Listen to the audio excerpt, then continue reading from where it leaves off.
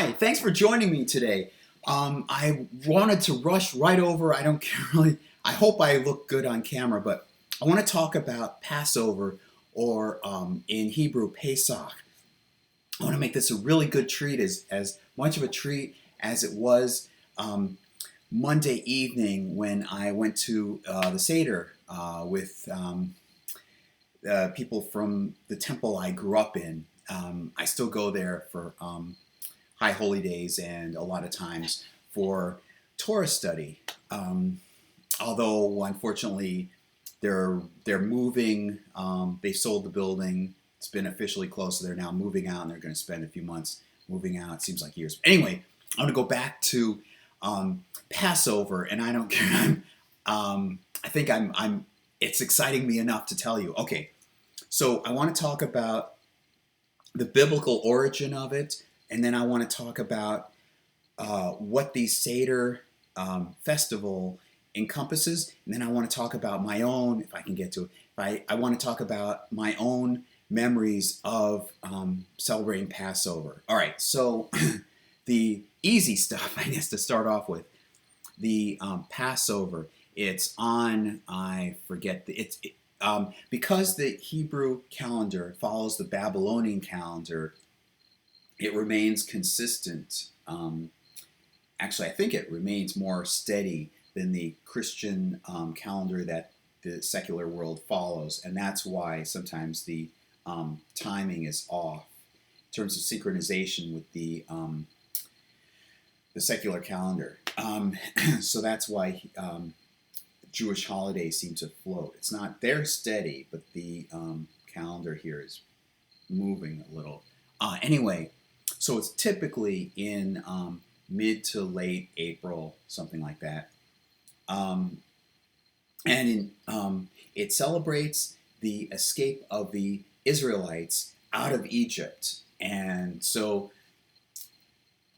I was about to mention that there are four levels of interpretation in Jewish tradition called Pardes.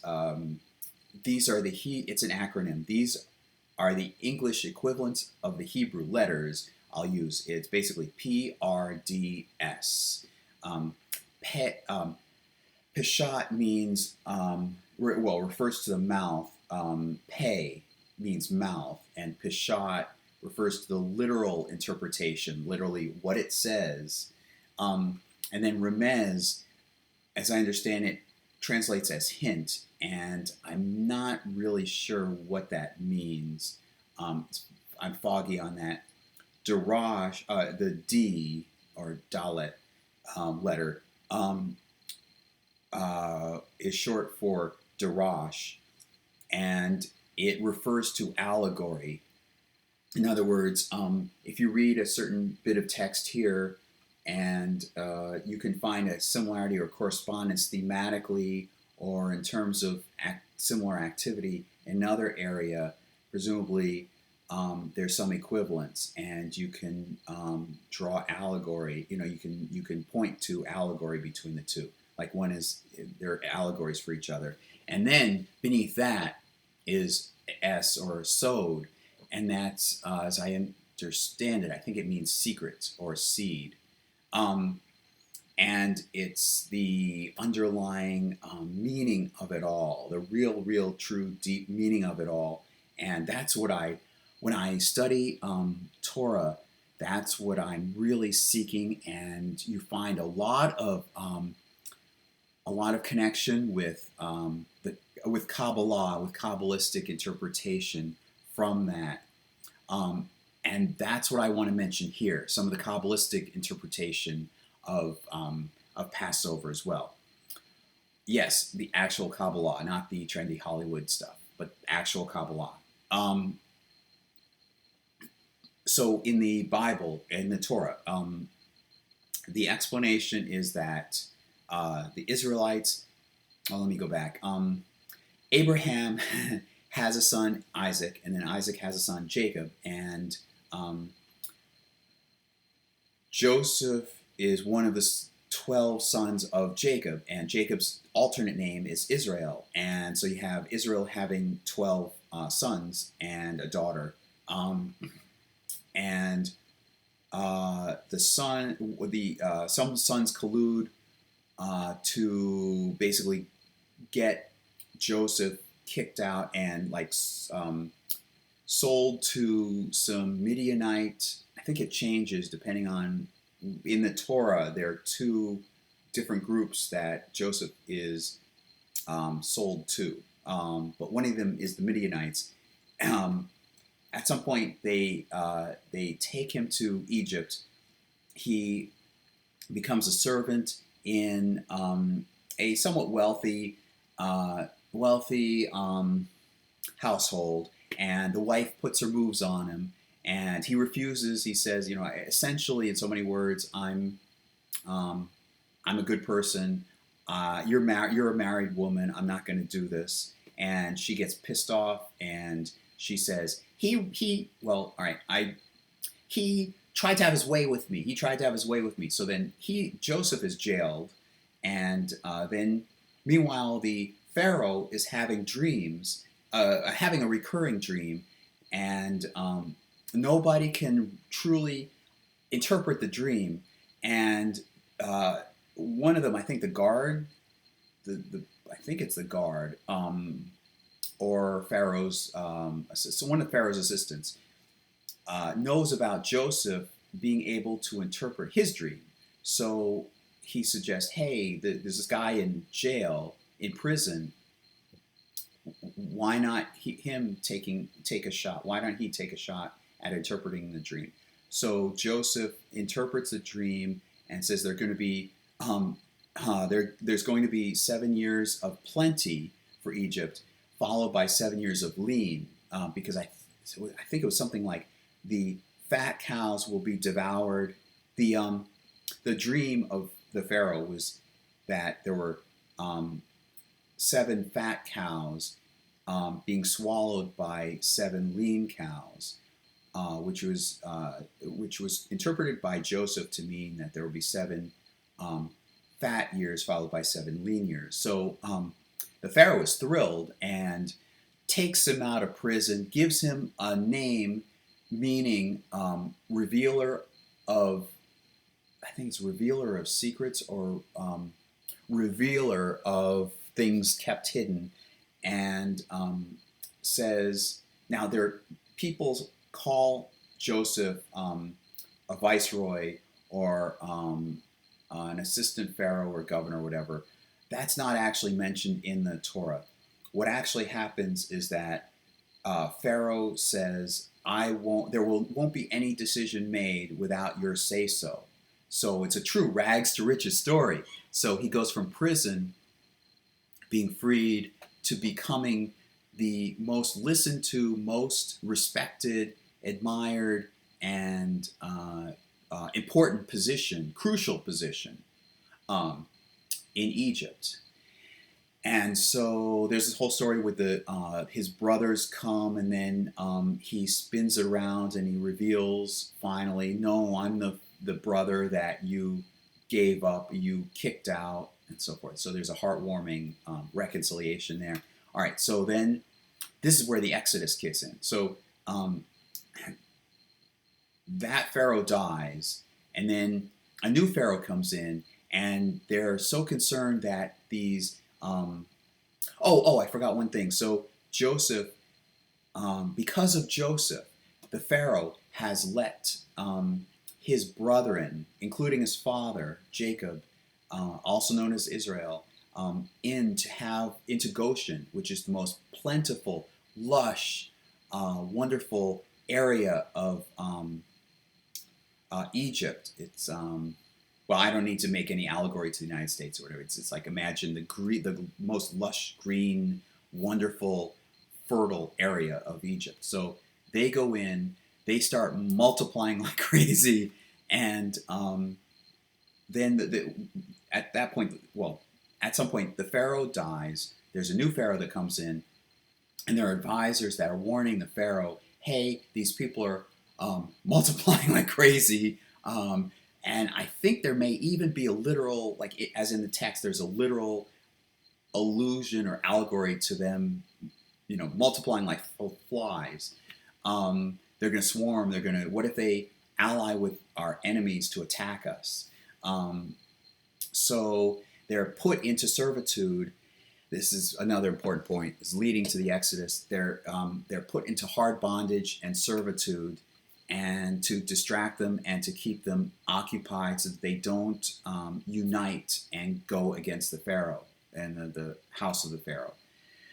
So, as it says in the text, there's a great cry to Elohim. Now, as I mentioned before in another video in this channel, there are two primary terms for the divine deity of Israel. There's Elohim and there's Yud-Heh-Vav-Heh. And that plays an important part here. Their cry goes up to Elohim, and Elohim hears their cry. Now, from what I've read in a book by Mel Klein, which you should still be able to read on CHAVER.com, he's found one interpretation as to why there are two different names. There's been a lot of speculation for decades and perhaps centuries. Elohim seems to be connected with the mundane, near physical plane, and Yud-Heh-Vav-Heh seems to be connected with the heavens, seems to dwell in the heavens. That's why when you sacrifice an animal and so forth, the odor, the smell of the burnt offering goes up to please Yud-Heh-Vav-Heh. And whereas Elohim gives the commandment at some point to be fruitful and multiply, that's more physical. That's more of a physical commandment. I mean, it's like basic biology. You multiply and grow. Yud-Heh-Vav-Heh is more concerned with the mind and with moral and ethical commandments. All right, so the cry goes of the people of the Israelites goes up to Elohim, goes to Elohim, and then and Elohim remembers them. It specifically says Elohim remembers them. Then Moses, I'll skip through quite a bit, but Moses is brought up as a child in Pharaoh's house, and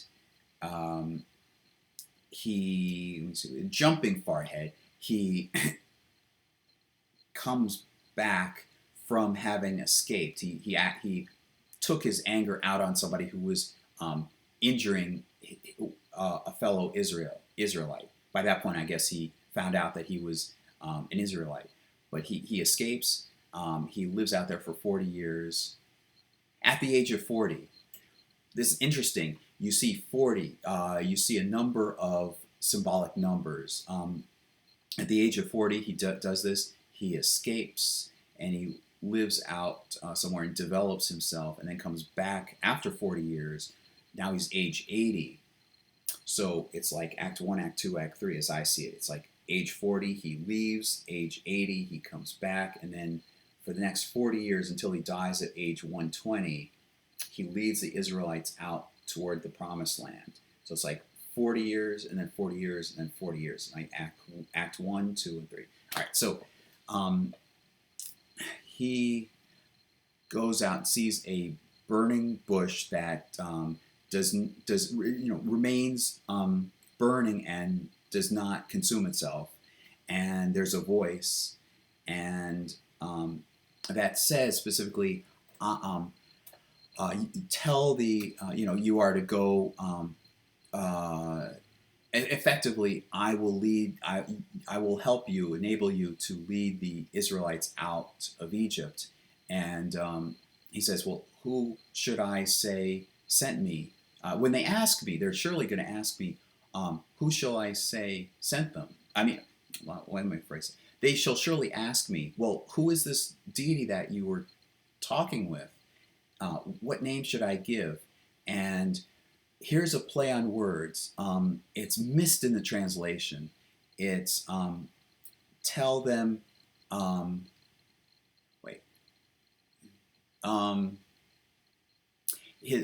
name is Yud-Heh-Vav-Heh. Eyeh Asher Eyeh. Um, Now, a little bit of Hebrew. It's Aleph Yud, no, Aleph Hey Yud Hey. Um, Aleph at the beginning indicates that it's a future future tense, future personal tense. In other words, I, future tense. That's what the Aleph means. And then the Hey Yud Hey literally translates as being, existing. So it's and then the word asher means who is or that which is. So literally, it's um, I will be who I will be, and then it. So the what he tells Moses is Ehyeh asher Ehyeh. Tell them Ehyeh has sent you, and I believe I'm not the only one. I suspect that's a wordplay. Um, a variation of Hey Yud Hey is Hey Vav Hey. And instead of the Aleph at the beginning meaning I, verb future tense, Yud at the beginning means he, future tense. So literally, Yud Hey Vav Hey means he will exist or he will be. Um, so Moses goes back, and then I'm sure you're familiar with the story, but not in this unique way. People gloss over quite a bit. Um, Moses, so there's this contest, and Pharaoh doesn't want to let them go and so forth. At some point, Yud Hey Vav Hey has been instructing him um, to put his take a wand or a stick. I think it's a stick, and aim it toward the ground, and then there are specific directions that Mel Klein in his book points to, and it's very clear when you see it. People gloss over the text and they think they know the story. Oh yeah, yeah, yeah, yeah, and they just miss these details. The precise positionings of the arm indicate graphically where each plague is set off. In other words, you can make a matrix of rows and columns, and so it begins. Oh, and also that's why there's certain words in when each plague is begun. Certain words are used, so that's why it seems repetitious. So it seems to alternate. It's indicating which column you're in. All the ones in this, all three plagues in this column, the first column, start with, I believe, come to Pharaoh, and then the next one, I forget what the other columns start off with, but the plagues go like this. And the plagues if you read Mel Klein's proposed explanation for the pattern in this, is that the plagues on the bottom row refer to the immediateness of oneself, like one's body, the immediate connection with one's body, and that the ones on the top row refer to the heavens. It's further up, and there's an intermediary intermediary row, I'm sorry, and that is the same kind of pattern that you see in Genesis, the first chapter of creation. And Mel Klein presents this as possibly being a flip, whereas Elohim created the world with the same matrix style of structure in Genesis. This is flipped, whereas you see darkness in the bottom as the very last plague, before, of course, the final plague of the death of the firstborn. Darkness is the final one. And if you flip it, in Genesis, light is the first thing created or separated off from darkness in Genesis. And plus, the Ten Commandments are actually two columns, and each there are 5 rows or 5 pairs, and the pair at the bottom is the one most subjective in terms of, like, that's where you see the line. Oh no, it gets more complicated, but the bottom level, it's more subjective, and the pair at the very top is more objective, and then there's a systematic pattern as it goes from objectivity to subjectivity, and then in the middle, there's like a chiastic. Has also a chiastic structure too. Anyway, the Ten Commandments. So throughout the Torah, there's this interesting matrix pattern, and in fact, in other videos, I've talked about Mel Klein's illustration proposal that all 5 books are in this matrix pattern. Anyway, so so the Israelites begin to leave through a course of the 10 plagues, and there are moments when Yud-Heh-Vav-Heh says, "I will harden Pharaoh's heart," because essentially all 10 plagues must be, I'm very closely paraphrasing, but all 10 plagues, all 10 signs must be given so that the Israelites will know that I am Yud-Heh-Vav-Heh. Now, personally, I don't believe that the Exodus event ever happened. That doesn't mean that it's not philosophically very important and worthwhile and refreshing and nutritious to the mind. I interpret this as, I will harden Pharaoh's heart so that it will restrain him from stopping the events before I can reveal all 10 plagues, so that you will see all 10 plagues and you can be able to see this pattern, this matrix pattern, which is my call sign, so to speak, so that you will know that I am Yud-Heh-Vav-Heh. And you won't be confused or whatever. You always point to this as a definite call sign that this is truly Yud-Heh-Vav-Heh. Okay, so the Israelites escape the death of the firstborn because specifically Yud-Heh-Vav-Heh says, because you enslaved and put in servitude my people, the Israelites, I will kill your firstborn. These are my firstborn. I will kill your firstborn. So they escape. There's what's been translated as the Red Sea. It's incorrect. Some newer translations say the Reed Sea. The actual Hebrew is Yam Suf. Now, Yam means sea, Yom means day, and that's a difference of a vowel. And in the Hebrew text, if you open up a scroll, you don't see the vowels. You just see Yud, Mem. So you could either read it as sea, or you could read it as day. Now, Suf means reed. Soph is a word meaning wisdom. So you could also interpret it as day of wisdom.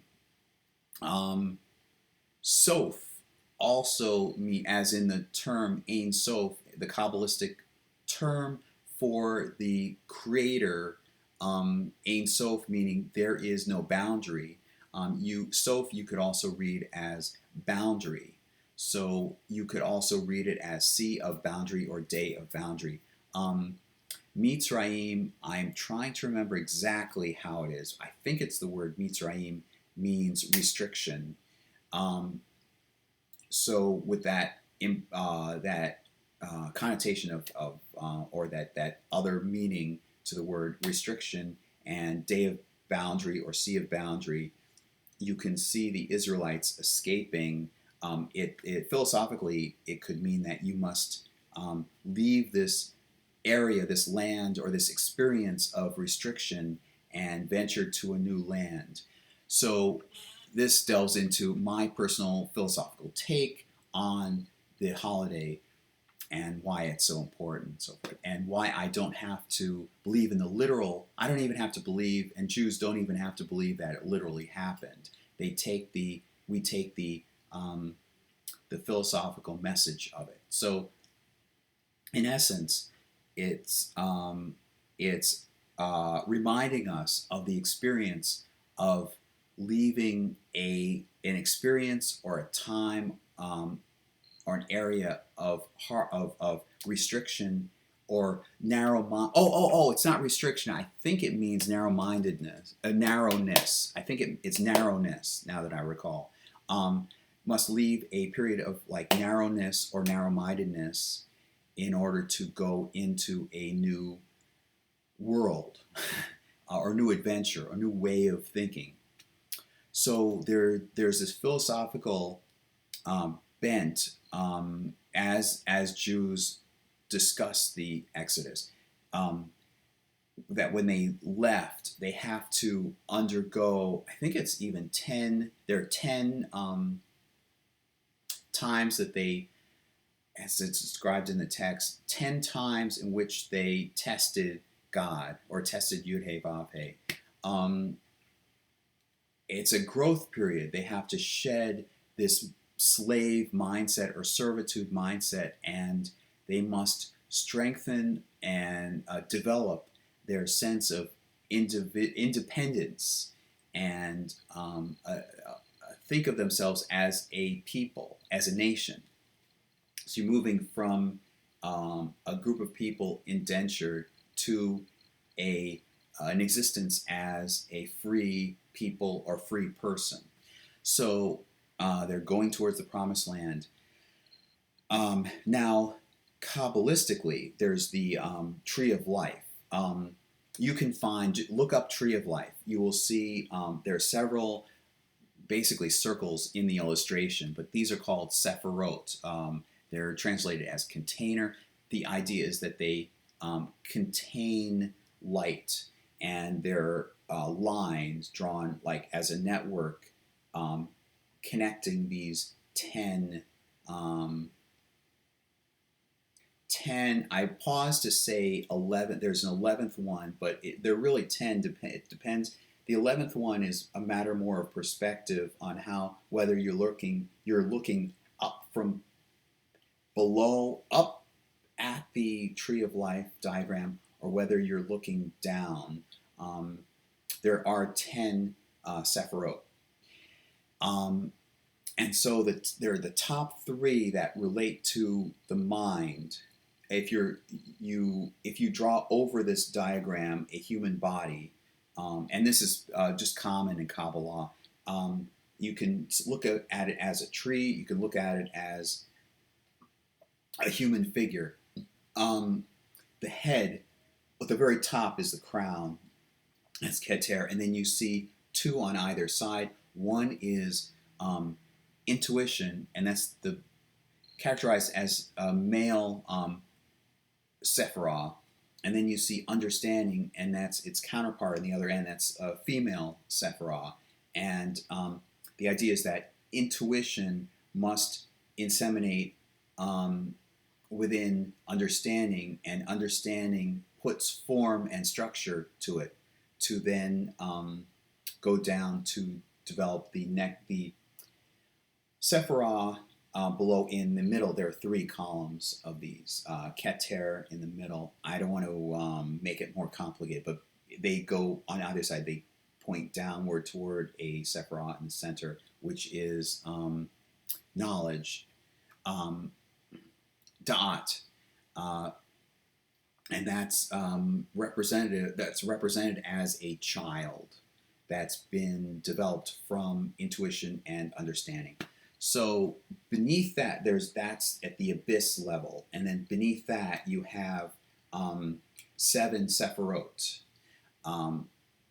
So this travel for 40 years. At the beginning of the 40 years, there's this travel. Now, there's a Kabbalistic understanding that within each sephirah there are 7. So if you have seven sephirot beneath this abyss, 7 times 7 is 49. Now, in the Torah story, it said that they will collect Omer. They are to collect Omer for for each day. And there's a counting. There's a Jewish tradition of counting the Omer, counting each day of Omer. Um, and so on the 50th day, that's a celebration of Moses receiving the commandments, receiving the Torah from Yud He Vav He on the mountain. So there's a counting of 50 days of Omer. So that Kabbalistic interpretation says that that's the 49 plus 1. It's the 7 times 7, that's the 49 plus 1 would be the 50th day. And there's a grand celebration in the Jewish calendar to celebrate the receiving of the commandments. So it's 50 days after the Exodus, or 50 days after Passover. Now, specifically the Passover itself, we celebrate for 8 days. Now, if you notice in Leviticus, Leviticus is structured, again, going to Mel Klein's illustration of it, Leviticus appears as two matrices. The middle, you have a matrix over here. You have a matrix over here. Each one has 3 columns and 3 rows. And the outer column refers to space. The matrix over here, the outer column refers to space, and then the matrix over here, the outer column refers to space, so that the two, it's a chiastic structure. The two are both space, and then the middle columns refer to time, and then the inner ones refer to person. So you have a nice thing, and then right in the middle you have chapter 19. That's where you have a commandment. It's not the 10 Commandments. That's something else. But you have commandment, and then it reads, "I am Yud He Vav He, your Elohim." And then another commandment, "I am Yud He Vav He, your Elohim." Another commandment, "I am Yud He Vav He, your Elohim." And that's in essence, perhaps, like a representation of the tablet, the commandments, and then this could be interpreted as the tablets. You could interpret it different ways, but there's a nice central unit, chapter 19. Okay, so the middle one. So I was talking about time. In one of these time columns, incidentally, I should say that in one of it's a 3 by 3 matrix, both matrix sets. However, in one of them, there's an extra column. Do you know what that extra column, what commandments are in that extra column? It's things that should not be done within the tabernacle or in that community. That's interesting. There is a structural reason. There's another structural pattern in these rows. In the text itself, without belaboring the point, the pattern is that all the ones in this column are dyad structure, and then all the ones in this column are triad structure, like triad structure, dyad structure, and then I think triad structure again. There's an extra column that doesn't fit that pattern, and that's the those are happen to be the commandments that involve things that you should not do in the community. So further pointing out that there is supposed to be this that there is intentionally this structure.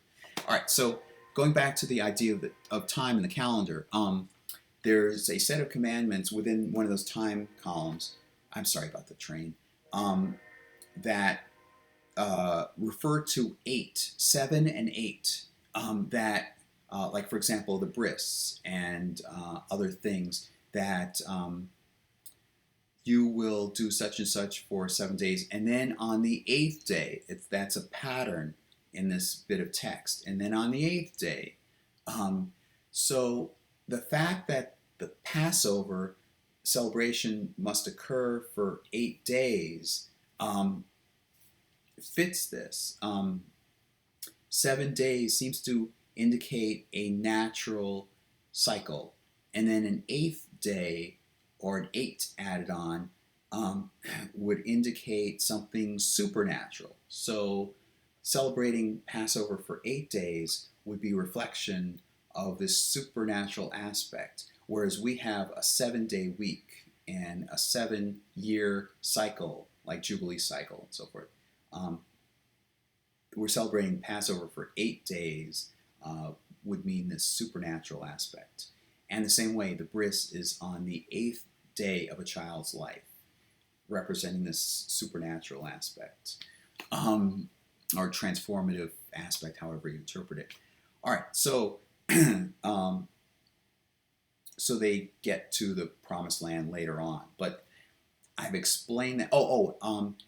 And as they're escaping Egypt, I'll get back to the escape from Egypt. One key thing is that for these 8 days, we don't eat any leavened products. That includes, of course, bread.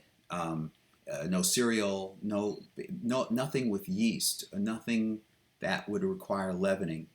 And I would not have known what the word leavening meant before this, without this festival. But anyway, the biblical explanation, literally, is that they didn't have enough time to wait for the yeast to rise, so they had to leave. Now, you could interpret that different ways. You could interpret that philosophically as maybe something about time, that you can't wait for things to happen. You can't wait for transformation.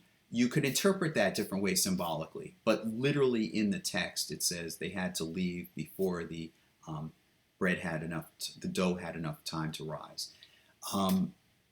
And during the Exodus, I should mention that Yud-Heh-Vav-Heh commands the Israelites to put I don't think he even mentions an X, just a marker.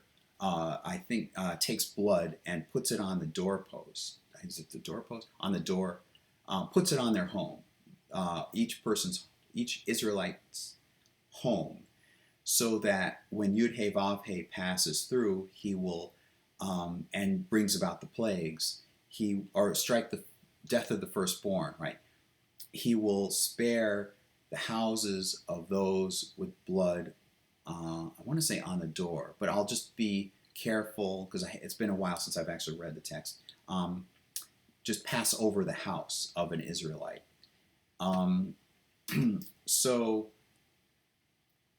that's literally why, well, at least one reason, I guess the key reason why it's called Passover or Pesach, because Yud-Heh-Vav-Heh would pass over. There are probably other reasons too. So Yud-Heh-Vav-Heh also commands that this be the head of the year for the Israelites. It's interesting. This is one of the few commandments that's given before the Ten Commandments. This month shall be the beginning of the year, or the head of months, something like that. And so, as we celebrate Passover, everyone gathers together, usually like in a family, or I got to go to a temple gathering where there are lots of, because I live alone, and there's lots of tables, and there's a Seder. Now, the term Seder, spelled S-E in English, S-E-D-E-R, means order. And I was watching, before I forget, I was watching a YouTube video by Rabbi Tovia Singer.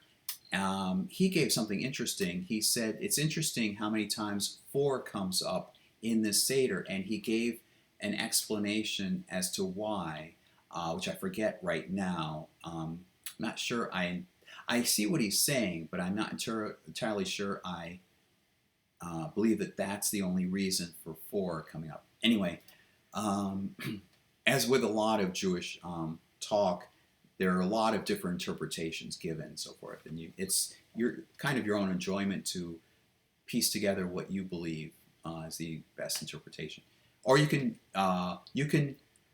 believe in more than one interpretation. That's a nice thing about Judaism. Anyway, so there's a Seder. It literally means order, and there's a plate there. Okay, picture a table. There's a plate. There are several plates in the center. The Seder service has a script to it. It's called we call it the Haggadah. There's an actual script, a service. You know how a religious service has a script to it. So we start off with certain foods. We pass certain foods around and put them put them on our plates. I'll keep it short. Put them on our plates, and apparently it's done. Apparently we drink 4 cups. Tovia Singer said 4 cups. I think I read in the Seder the 5th cup. Maybe I'm wrong, but Tovia Singer said we drink 4 cups. The reason why I'm not entirely sure is that we put a certain food item around, and then we on each plate, and then we pass the plate around and put one on a sample of it on each of our plates, and it's a symbol. There's a traditionally there's a lamb bone. We ate chicken, but it's like a Passover lamb. There's karpas, which would be not celery. I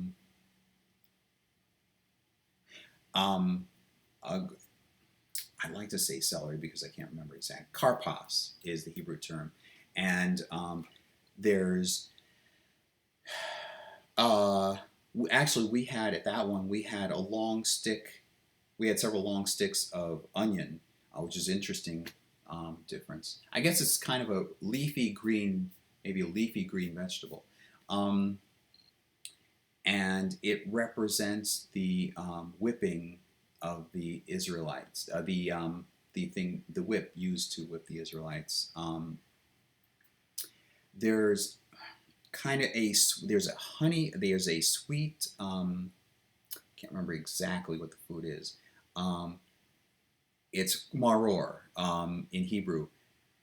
It's like a sweet, gooey substance, and that's to represent the mortar.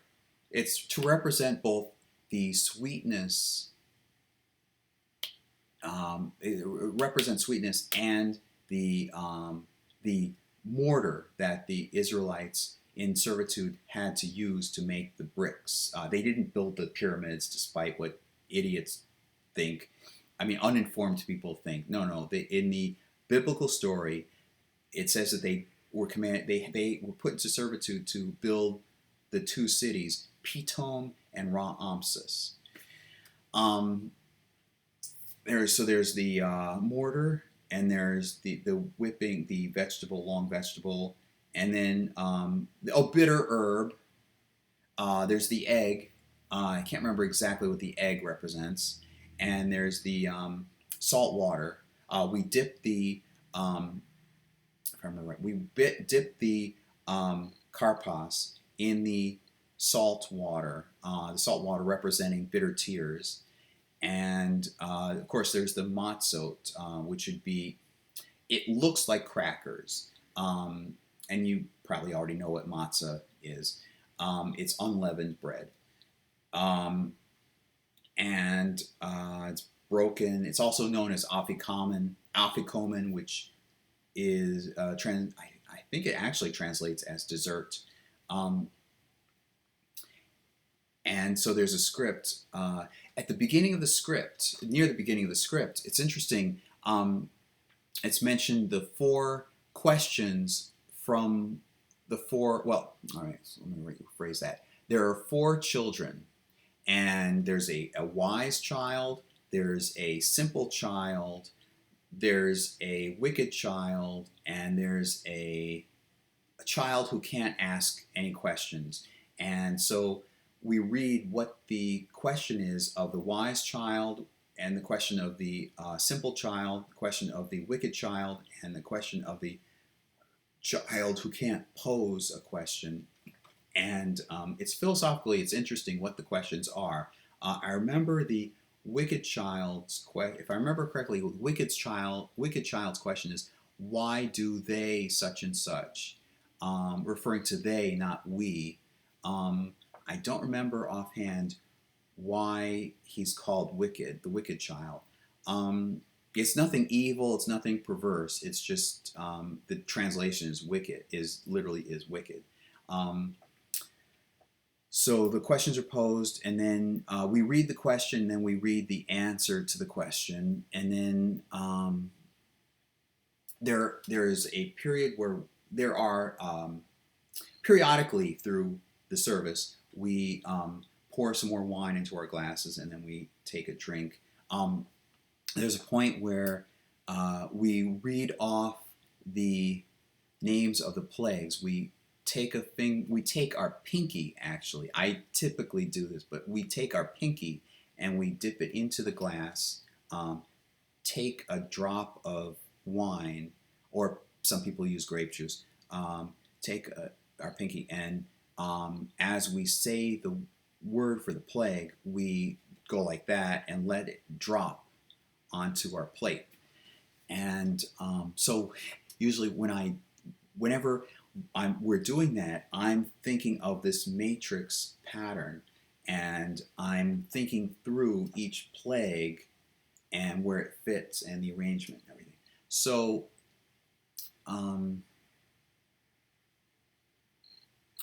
at some point, of course, I'm trying to remember, and there's some talk about how we were slaves, and how even it mentions several miracles that had happened, and essentially we chant, if I can't remember the exact miracles, but even if only this happened, we would still be grateful. If only this happened, we would still be grateful, implying that regardless of the other miracles, even if we just had this one miracle, we would be grateful. Even if we had, and I remember one of the final ones, there were like 6 or 7, I think 6 or 7, something like that. I think it's 6 because I would have caught on. If it were 7 miracles, I would have caught on. I think it's 6. And the final one, as I recall, is even if Moses had given us these commandments, we would still be grateful. And one of them is, even if we were brought out of servitude towards freedom, we would be grateful. Those are 2 of the miracles. Let me see. And then there's a wonderful, I wish somewhere maybe I do have, a wonderful chant, a song that we sing in Hebrew after having eaten the meal. We go through the service, and then there's a period break, kind of, well, I don't want to say break period. There's a period where we've gone through that part of the service, and then we just chow down and eat and chat amongst each other. And then after basically we've eaten, there's a wonderful, I think it's called Birkat, I forget the rest of the, Birkat Hamazon. It's a song that we sing, essentially giving thanks for the food that we have. And it's a wonderful song. It took me back, this whole Seder celebration. Each year when I go through it, I remember past years, like times when I was with my mom, and times when I was singing this song with everybody else.